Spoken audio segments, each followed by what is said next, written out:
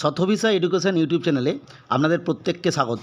আজকে আমরা মূলত যে বিষয়টা আলোচনা করব এই ছোট্ট ভিডিওতে, সেটা হচ্ছে ইন সার্ভিস ট্রেড রিগার্ডিং যে বিষয় সেই নিয়ে। আপনারা প্রত্যেককেই জানেন যে 1 সেপ্টেম্বর 2025 যে অর্ডার ইস্যু হয়েছিল টেট রিলেটেড, তারপরে কিন্তু বিভিন্ন সমস্যা তৈরি হয়। এই টেট পরীক্ষা দিতে হবে কি হবে না, কাদের দিতে হবে, সেক্ষেত্রে প্রাইমারি এবং আপার প্রাইমারি দুটো ক্ষেত্রেই একটা ডায়লামা চলছিল।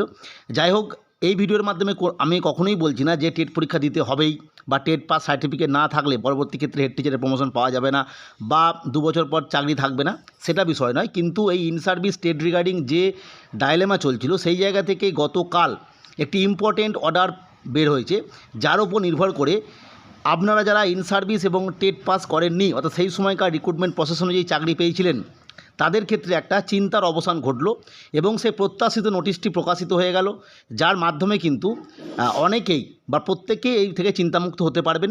যদি এই যে অর্ডার তার উপরে পরবর্তী ক্ষেত্রে কোনোরূপ স্টে অর্ডার বা অন্যান্য কিছু না আসে, সেই অর্ডারটা কি সে নিয়ে ডিটেলসে আলোচনা করব। তাই প্রত্যেককে অনুরোধ করব ভিডিওটি স্কিপ না করে পুরোটি দেখুন। অবশ্যই আপনাদের টেট রিগার্ডিং যে সমস্যা ছিল, আশা করি এরপর থেকে অনেকটা মিটে যাবে। আমরা এখানে দেখতেই পাচ্ছি যে 13/2/26 প্রকাশিত নোটিফিকেশন নম্বর 01/2026, সেই অনুযায়ী government of Tamil Nadu teachers recruitment বোর্ডের তরফ থেকে সেন্ট্রালি যে টেট নেওয়া হয়, আমি পূর্বেই প্রাইমারি এবং আপার প্রাইমারি কথাটা এই কারণেই বলছি, এইখানে যে টেটের নোটিফিকেশনটা প্রকাশ করা হয়েছে তোমরা যদি দেখো, Tamil Nadu teacher eligibility test for working teacher 2026 notification, অর্থাৎ স্পষ্ট উল্লেখ করে দেওয়া হলো এই নোটিফিকেশনটা অনলি টিচারদের জন্য যারা টেট পাস করেননি বা যারা এই মধ্যে টেট পাস করতে চাইছেন তাদের জন্য। এবং ইম্পর্টেন্ট বিষয় টিএনটিইটি টিএন টেট যেটা, সেক্ষেত্রে কিন্তু দুটো ক্ষেত্রেই পরীক্ষা নেওয়া হয়ে যাবে, অর্থাৎ পেপার 1 এবং পেপার 2। পেপার 2 বলতে নর্মালিভাবে আমরা পশ্চিমবঙ্গের রেসপেক্টে যেটা আমরা আপার প্রাইমারি সেকশন বুঝি, এবং পেপার 1 বলতে প্রাইমারি সেকশন।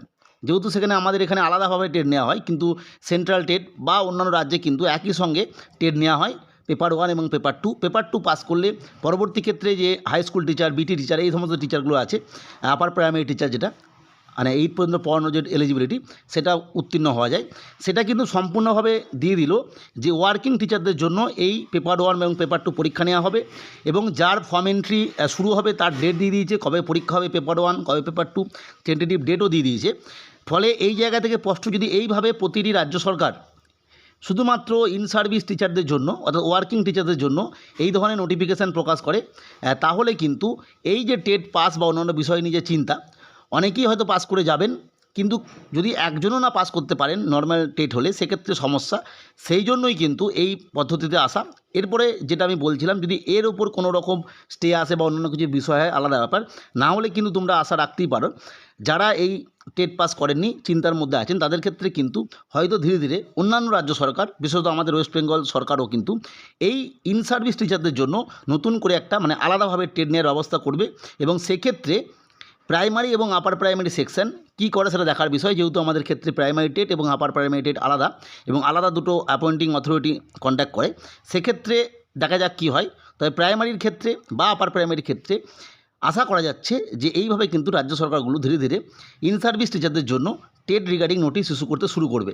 যাই হোক, আপনারা যারা জানতে আগ্রহী তারা অবশ্যই তামিলনাড়ু টিচার এলিজিবিলিটি টেস্ট যে ওয়েবসাইট রয়েছে সেখানে গিয়ে এই পিডিএফটি ডাউনলোড করে নেবেন এবং এর ডিটেলস তথ্য পড়ে নেবেন, তাহলে বুঝতে পারবেন এখানে কিন্তু সম্পূর্ণভাবে যে ক্যাটাগরি ওয়াইজ যে ছাড় সেটা দেওয়া হয়েছে, পাসিং মার্কসের যে ছাড় সেটা দেওয়া হয়েছে, সমস্ত ক্ষেত্রেই ছাড় দেওয়া হয়েছে, মানে ক্যাটাগরি ওয়াইজ যেটা।